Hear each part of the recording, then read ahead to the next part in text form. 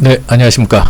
여러분들, 지난주, 우리가 개강을 하고 한 주 지났는데 어떻게 잘 지내셨습니까? 이번 주에는, 시니어 금융 자산관리론 2주차로서 금융혁명 시대의 도래와 금융의 미래에 대해서 학습하도록 하겠습니다.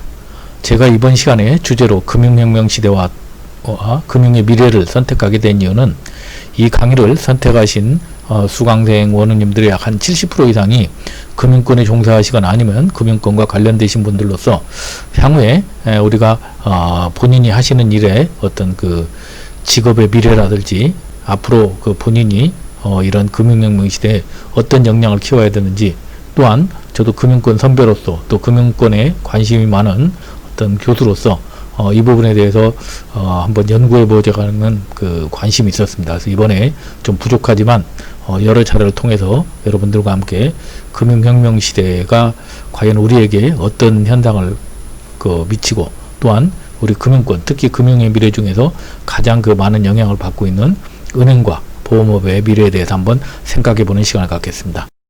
먼저 2주차 1교시는 금융혁명 시대 도래라는 주제로 학습합니다.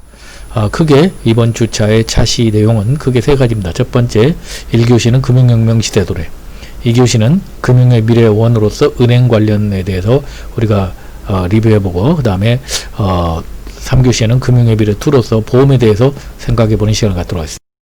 자, 학습 목표로는 4차 산업시대와 포스트 코로나 금융혁명 시대에 대해서 설명할 수 있다. 금융혁명 시대의 금융, 특히 은행의 미래에 대해서 이해할 수 있다.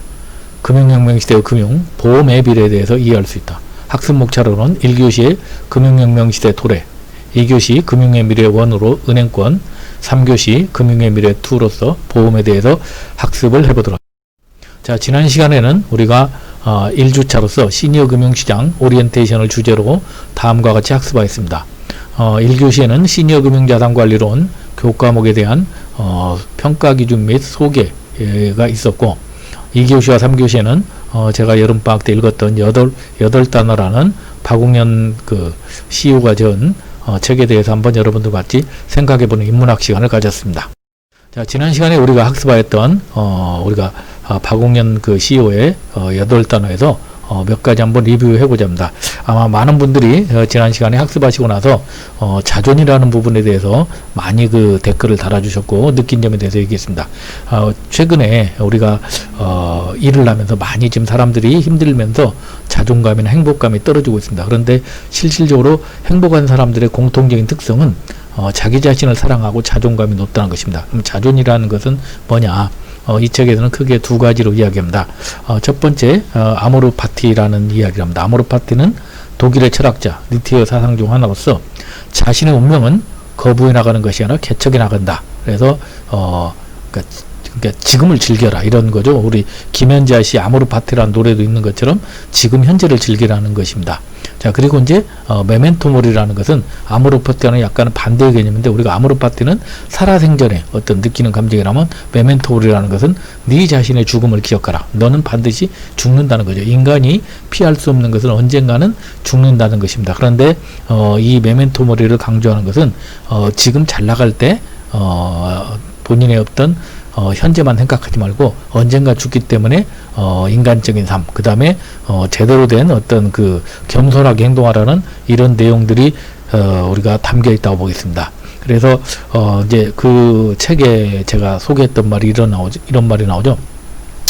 박웅현 씨가 얘기했던 것이, 자존이 있는 사람은 풀빵을 구워도 행복하고 자존이 없는 사람은 100억을 벌어도 불행하다. 그래서 우리가 보면은 매스컴에서 굉장히 이렇게 인기도 많고 유명한 연예인이나 스포츠 스타들이 이렇게 갑작스럽게 이제 운명을 달리하는 경우가 있는데, 이런 것들을 보면은 결국은 우리가 자존이라는 것은 돈으로 살 수 있는 것이 아니라 본인이 얼마나 자기중심적으로 생각하는 것입니다. 그래서 제가 볼 때 자존이라는 것은 결국은 중심을, 세상의 중심을 나한테 찍고 밖으로, 그러니까 다른 사람의 어떤 시선을 느끼지 않고 내가 내 인생의 중심이라는 그런 관점으로 살아가는 것이라고 생각합니다. 그래서 지금과 같은 이렇게 코로나 시대, 그 다음에 어떤 그 혁명의 시대에 자기 자신을 사랑하는 의미에서 이것을 다시 한번 리뷰해. 자, 두 번째, 우리가 현재라는 또 현재 충실하라는 게입니다. 그래서 이제 박웅현 씨가 이 책에서 개에 대해서 이야기를 합니다. 그래서 개는 뭐 내용을 보시면은 밥을 먹으면서 어제의 공놀이를 후회하지 않고 잠을 자면서 내일의 꼬리치기를 미리 걱정하지 않는다. 우리 사람은 항상 가만히 있는 것 같아도 고민을 하게 되고 미래에 대해서 예를 들어서 고민하고 또 과거에 대해서 후회를 하게 되는데, 개는 물론 모든 개가 다 그렇지는 않지만 대부분의 어떤 개들은 크게 스트레스를 받지 않고 항상 그때그때를 즐긴다는 거죠. 여기 보시는 바와 같이 개는 지금의 공놀이를 어떻게 할 것인가 여기에만 관심을 갖고 또 주인에게만 잘 보이려고, 그러니까 결국은 오늘 뭐 내일 어떻게 주인한테 꼬리치기 할 것인가 이것을 하는 게 아니라 현재에 충실한다는 거죠. 결국은 우리가 이제 이 얘기는 순간을 잡고 현재를 즐기라는 의미라고 봅니다. 그래서 우리가 많은 세상을 살다 보면 선택을 하게 되는데 그 선택이 옳았는지 옳지 않았는지 그것은 정답이 없다는 거죠. 결국은 옳게 만드는 과정이 있을 뿐이다. 결국은 내가 지금을 즐기고 선택하고 올바른 선택이라고 믿고 따르는 것이 중요하다는 의미라고 말씀드릴 수가 있습니다. 자, 그 다음에 이제 우리가 소통에 대해서도 그쪽에서 강조했습니다. 그래서 우리가 이제 소통에서 가장 문제되는 게 이제 부부 간의 소통, 그 다음에 특히 남녀의 소통입니다. 그래서 여러분들 여기 보시는 것 같이 남자는 대개 이제 존경받고 싶은 욕구라든지 아니면 이성적인, 그 다음 문제 해결 초점에 두기 때문에 하루에 말을 한 7,000단어 정도 사용한다고 합니다. 그러나 여성 같은 경우는 주로 사랑받고 싶은 욕구라든지 감성적이고 감정 얘기를 다루기 때문에 하루 2만 단어. 그래서 남자는 굉장히 짧게 어떤 단답형으로 얘기하고 여자는 감정을 실어서 얘기하기 때문에 이런 것들을 이해하지 못하면 우리가 소통이 안 된다는 거죠. 그래서 소통을 할 때는 가장 중요한 것은 서로 다름을 인정해야 되고 또 공감하고 긍정의 단어를 사용하는 게 중요하다. 특히 제가 뭐 다른 강의에서 말씀드렸습니다만은 우리 한국 사람들은 긍정과 부정에서 생에서 긍정의 단어보다는 부정의 단어를 70% 정도를 더 사용한다고 합니다. 그런데 우리는 내가 자주 사용했던 것을 익숙하기 때문에 내가 부정적인 단어를 많이 사용한 사람은 삶에서 부정적인 생각을 하게 되고 또 그게 내 신체에 그런 영향을 미쳐서 부정적인 단어를 많이 쓴 사람의 침을, 예를 들어서 우리가 예를 들어서 식물에다가 계속해서 주입을 하니까 식물이 3일을 못 견디고 고살하더라는 거. 그만큼 우리가 긍정을 가지는 게 중요하다.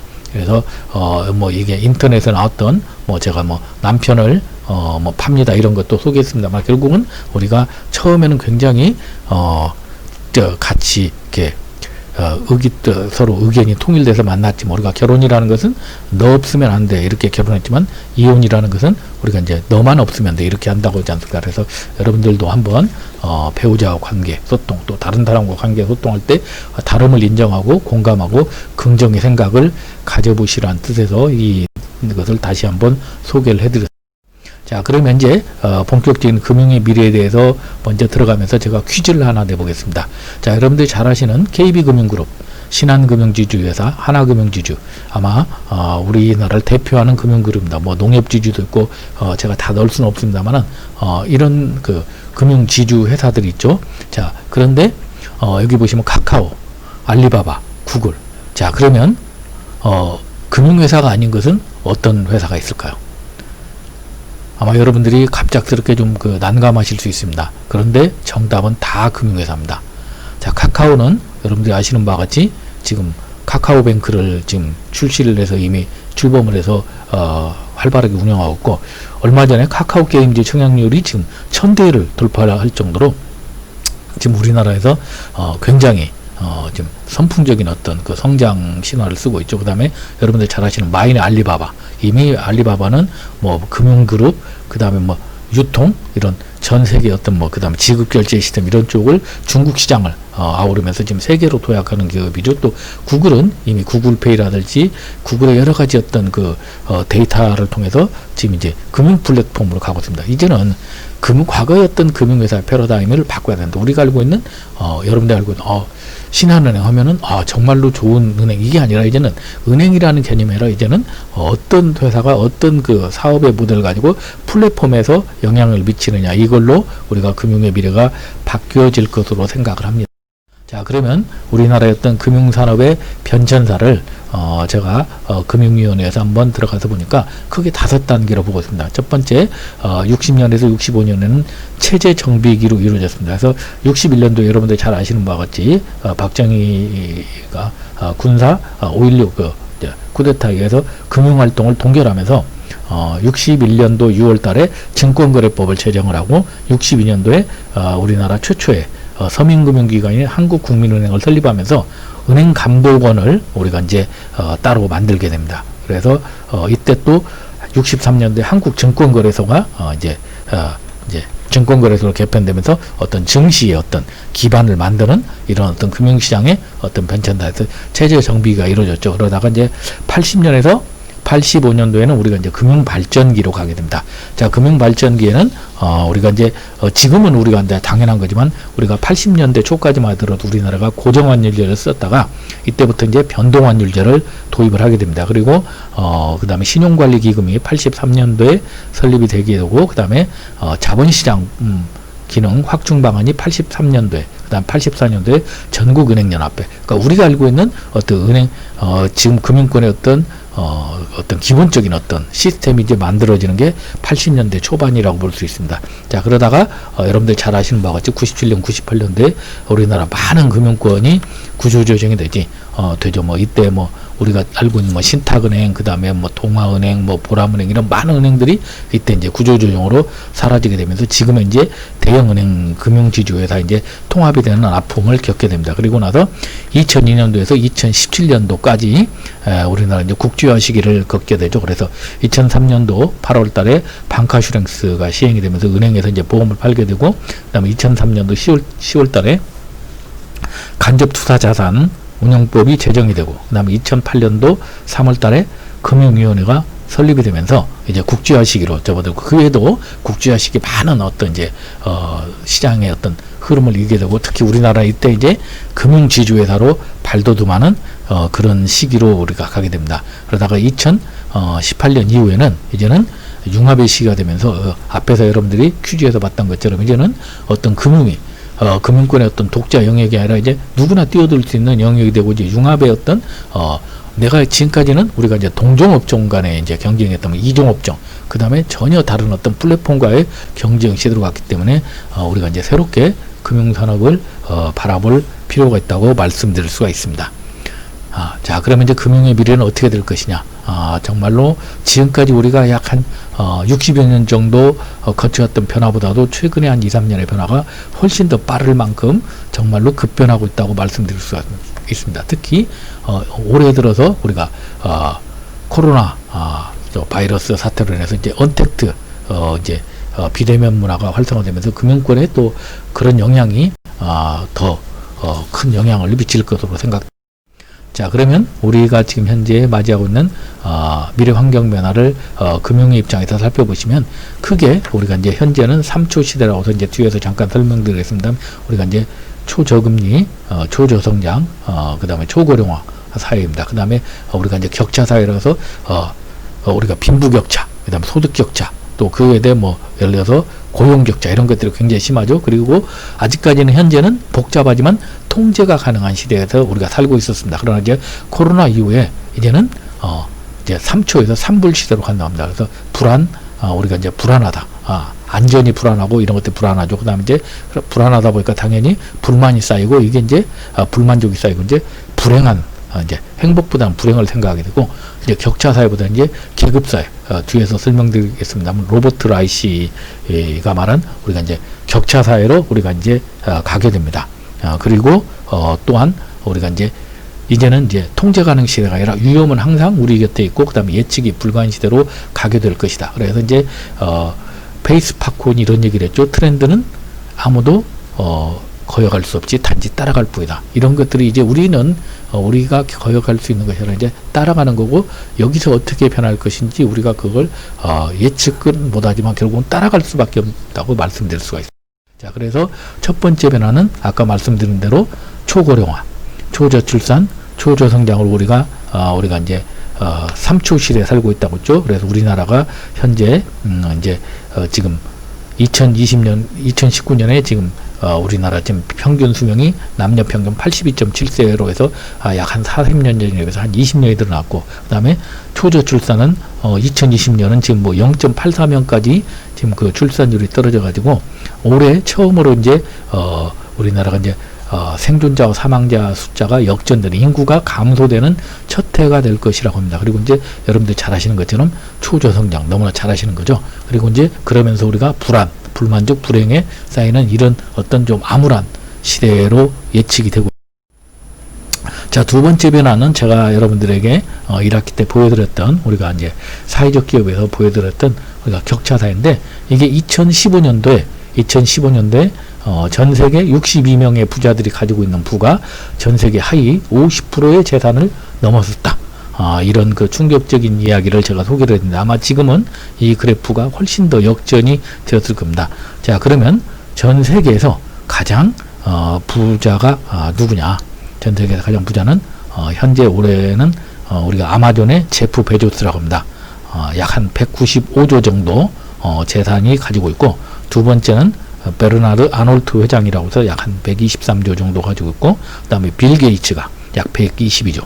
그래서 이분들이 이만큼 많은 재산을 가지고 있습니다. 그래서 전 세계 2%가 전 세계 자산의 약 50%를 가지고 있고, 특히 전 세계 2%가 약 50%를 갖고 있는 것에 비해서 전 세계 하위 50%가 보유한 자산은 지구상의 모든 사람들이 가지고 있는 자산의 1%밖에 안 된다고 합니다. 그만큼 굉장히 격차가 심해지고 있다. 그래서 그러면서 우리가 격차 사회인데, 이제는 격차 사회에서 코로나로 인해서 계급 사회로 바뀌고 있다. 그래서 이게 과거에 우리가 이제 미국의 빌 클린턴의 어떤 자문적을 했던 로버트 라이시 교수가 이런 이야기를 했죠. 앞으로는 이제 네 가지 계급으로 가게 될 것이다.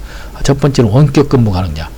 지금 우리 강의를 많이 듣는 우리 대기업에 근무하시는 분도 원격 근무를 하고 있는데, 우리가 이제 원격 근무 가능자라는 것은 가장 안전하다는 얘기죠. 그만큼 본인이 원격으로 자기가 근무를 할 수 있을 만큼 역량도 되고 고용도 안전되는 이 사람들이 한 전체 근로자의 한 35% 정도 될 것이다. 그 다음에 두 번째는 필수 업무 노동자라고 해서 우리가 이제 최근에 우리가 이제 뭐 의료팝 이런 것들이 있습니다만, 간호 업무라든지 아니면은 뭐 배달 업무, 그 다음에 또 예를 들어 육아 노동자, 그 다음에 교육 노동자, 뭐 예를 들어 이런 사람들이 이런 사람들은 몸은 힘들지만 그래도 자를 수가 없는 거죠. 그래서 이 사람들도 일단은 기본적으로 필요한 사회가 될 것이다. 그런데 이제 세 번째는 임금을 받지 못하는 노동자. 그래서 최근에 어떤 그 알바생들이 잘린다든지 예를 들어서 여행업이나 아니면은 뭐 지금 서비스업 중에서 일부 무급휴직에서 지금 해고되는 이런 사람들이 굉장히 많아진다는 거죠.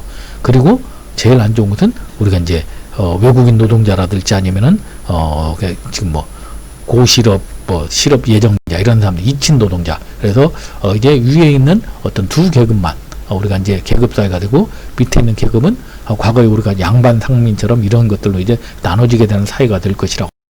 자, 그리고 미래환경 변화 세 번째로는 우리가 이제 우리가 과거에는 이제 우리가 complicated, 우리가 약간 이제 복잡하지만 그래도 우리가 이제 통제할 수 있는 가능한 사회였다면, 이제는 이제 위험이나 예측 불가한 사회에서 앞으로 이제 chaotic, 혼돈의 시대가 될 것이라고 합니다. 그래서 여러분들께서 제가 설명을 잠깐 드리면은, 우리가 과거에 복잡했던 때는 그래도 그 복잡한 걸 인지하고 분석하고 거기에 대해서 어떤 해결책을 내놓으면 굿 프랙티스가 이루어졌습니다. 그래서 이때는 전문가의 어떤 도움이 필요했다면, 이제 위험 예측 불가 시대, 앞으로 우리가 오게 될 chaotic, 혼돈의 시대에서는 이제 이런 것들을 인지할 수 없이 바로 그냥 행동해야 된다는 거죠. 시행착오로 하더라도 우리가 지금 백신을 개발하는 것처럼 행동을 해야 되고, 그 다음에 인지하고, 그 다음에 거기서 우리가 답을 얻어내는, 결국 그렇게 얻어봤자 우리가 평균 이상을 얻지 못하는, 굉장히 앞으로는 이제 모든 것이 힘들어질 것이다. 그래서 이제는 결국은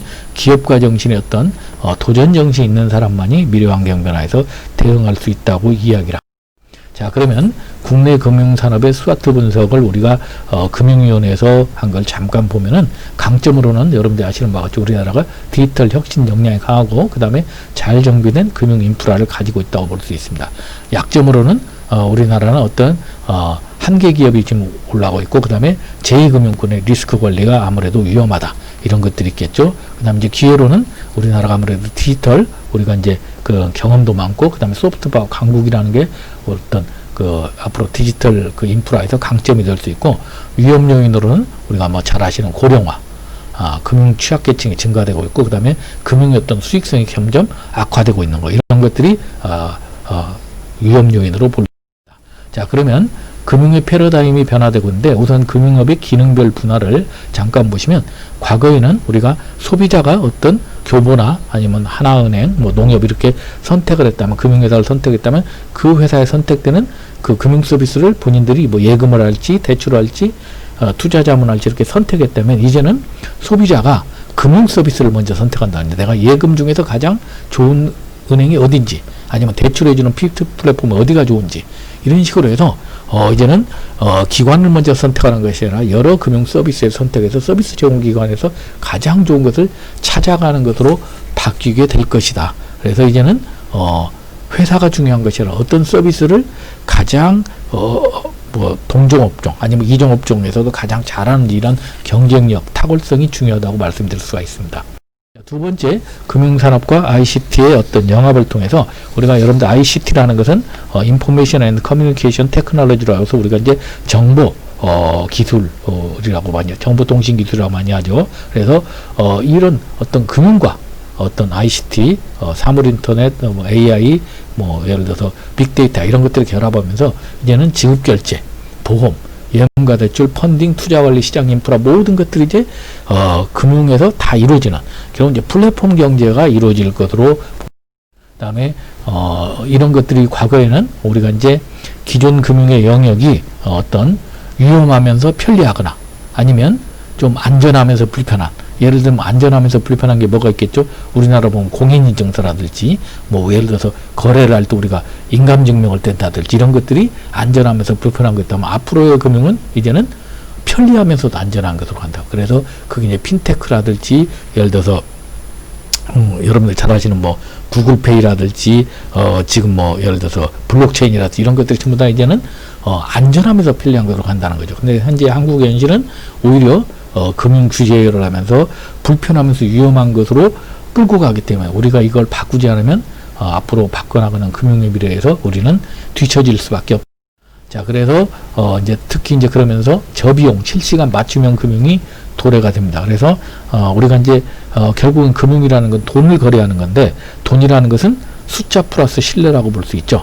그래서 여러분들이 과거에 우리가 버스를 탈 때 토큰이라는 동그란 그 소리를 떠면은 우리가 버스를 탈 수 있었던 것은, 그것이 그게 또 버스 요금이라는 숫자와 신뢰를 주기 때문에, 여러분들이 쓰고 있는 신용카드, 뭐 티머니, 스마트페이 모두 이런 것들이 바로 숫자와 신뢰를 대신한 가상의 돈의 역할을 하는 거라고 볼 수 있습니다. 그래서 앞으로는 결국은 금융은 가치를, 소비자의 어떤 가치를 인정해주고 보안을 인정해주고 연결해주는 이런 것들로서 우리가 이루어지기 때문에, 가치는 결국은 빅데이터, 보안은 인증기술, 그 다음에 연결은 플랫폼으로 해서 이런 어떤 저비용 실시간 맞춤형 금융이 이미 이제 도래가 되고 있다고 볼 수가 있습니다.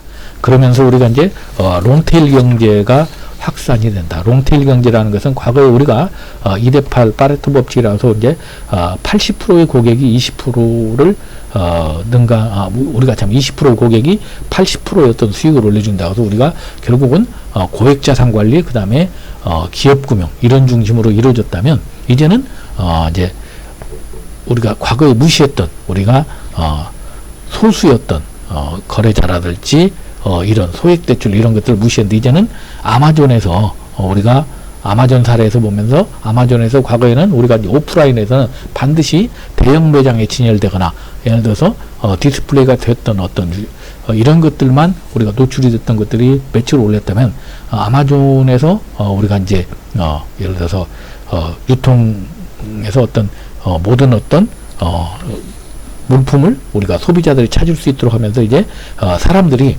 우리가 꼬리에 있는 것들도 충분히 영향을 미친다는 거죠. 그래서 이제 앞으로 이제 과거에 우리가 이제 대기업만 운영하고 어떤 기업 고액자산 관리 이런 식으로 금융이 이루어졌다면, 이제는 소액자산 관리, 우리가 또한 실시간 거래 이런 것들로 해서 이제 과거에 잊혀졌던 이런 롱테일 경제까지 확산되는 금융의 어떤 고객의 시장이 훨씬 더 넓어진다고 말씀드릴 수가 있습니다. 자, 그러면 미래금융 예측을 보면은 첫 번째 다양한 경쟁자가 등장하면서 비즈니스 모델의 혁신이 이루어지고 있다. 그래서 지금 금융의 이해관계자를 보면은 이렇게 수많은 이해관계자들이 있습니다. 뭐 IT 기업, 스타트업, 투자자, 지역사회, 타금융기관, 벤이라는 것은 우리가 이제 부가가치 네트워크라는 겁니다. 그다음 고객 이런 것들이 이해관계자이고 여기에서 우리가 금융상품들 이런 뭐 수많은 금융상품들이 이루어지게 되고 이걸 통해서 우리가 수수료 사업을 하는 비즈니스 모델도 할 수 있고 상품 판매, 플랫폼 모델, 마케팅, B2B 이런 다양한 어떤 비즈니스 모델이 앞으로 이루어지게 되고 이해관계가 훨씬 넓어졌고 상품의 그 레인지도 커졌고 그다음에 수익의 비즈니스 모델도 굉장히 다양한 그러니까 융합의 어떤 그 플랫폼이 되면서 비즈니스 모델이 앞으로 과거에 우리가 알고 있었던 금융기관의 역할과 달라지게 될 것입니다. 두 번째, 우리가 이제 과거에 우리가 금융권에 직접 찾아갔다면 지금 여러분들 보시는 바와 같이 여러분들 저도 스마트폰 가지고 있습니다만 모든 금융거래를 지금 스마트폰에서 다 이루어지게 되죠. 이제는 은행을 갈 필요가 없다는 거예요. 내 손 안에서 모든 나에 맞는 모든 것들을 우리가 확인할 수 있는 이제 손안의 은행으로 이루어진다는 거죠. 자, 그만큼 이제 우리가 이제 포터블 우리가 이제 비대면이 활성화된다는. 자, 그리고 이제 플랫폼 금융 서비스가 점점 커지게 될 것이다. 그래서 이게 이제 농협의 현재 오런뱅크라고 해서 금융 플랫폼 사례를 제가 가져와 봤는데 여기에서 보면은 모든 것들이 다 이루어집니다. 농협에 있는 여러분들이 만약에 대출을 받고 싶다면은 여러분들 신용 등급을 알 필요 없이 여기에 접속해서 여러분들이 간단한 정보만 입력하면 농협 은행에서 대출을 받을 수 있는지 아니면 농협의 카드론으로 받을 수 있는 이런 것들이 모든 것에서 금방 실시간으로 이루어지는 이런 것들이 이루어지는 이건 뭐 농협뿐만 아니라 다양한 은행들이 이미 플랫폼 금융 서비스를 하고 있다고 말씀드릴 수 있습니다. 자, 그러면서 우리가 이제 비즈니스 모델이 다양하게 혁신될 것이다. 특히 그런 것들은 이제 빅데이터와 우리가 이제 POC의 확보를 통한 비즈니스 모델이 확장이 이루어지면서 이제 굉장히 많은 우리가 이제 비즈니스 모델이 앞으로 우리가 보지 못한 금융권에서 보지 못했던 수많은 비즈니스 모델이 앞으로 나올 것이라고 있습니다. 자, 그러면서 이제 맞춤형 금융 서비스가 이루어지게 될 것이다. 과거에는 우리가 이제 소비자들이 어떤 금융권에서 제공하는 상품을 우리가 거기에 맞춰서 가입을 했다면 이제는 소비자들의 선택권을 넓히는 맞춤형 서비스가 이루어집니다. 그래서 AI 생명의 AI 바이탈리티 이미 이런 것들이 이루어지고 있다는 거죠. 그래서 보험가입자가 건강한 습관을 형성하고 유지할 때 추가로 보상 포인트를 받는데 본인의 하루 걸음수와 최대 심박수 이런 것들로 기록된 데이터를 통해서 보상으로 해서 보험료가 절감이 됩니다. 그래서 이런 형태로 이루어졌는데 참고로 제가 여러분들에게 뭐 이미 알고 계신 분들이 있을지 모르겠는데 저도 올해 이제 자동차 보험을 제가 새롭게 가입을 했는데 자동차 보험을 제가 과거에 한 70만 원 정도 냈었습니다. 그런데 저는 이제 운전을 좀 차를 별로 안 가지고 다니다 보니까 1년에 한 6, 7천 킬로밖에 안 타는데 그러면 이제 보통 한 20% 정도 제가 이제 차량을 운전하지 않아서 1년 뒤에 돌려받았었는데 이번에 캐롯이라는 우리가 인터넷 그 전문 보험사 자동차 보험회사 생겨서 제가 가입을 했는데 여기는 매월 납입을 합니다. 납입을 하는데 보험료가 제가 운행한 거리만큼 정상이 돼서 나오게 되는데 그게 이제 시가측에 제가 그 보험사고 연결되는 예를 들어서 기기를 이렇게 꽂고 나면은 제가 운전한 거리를 그대로 측정해서 매달 보험료가 제 카드에서 빠져나가는데 지금 보통 한 달에 한 3만 원에서 3만 5천 원 정도. 그러니까 그만큼 훨씬 절감되고 그만큼 편한 거죠.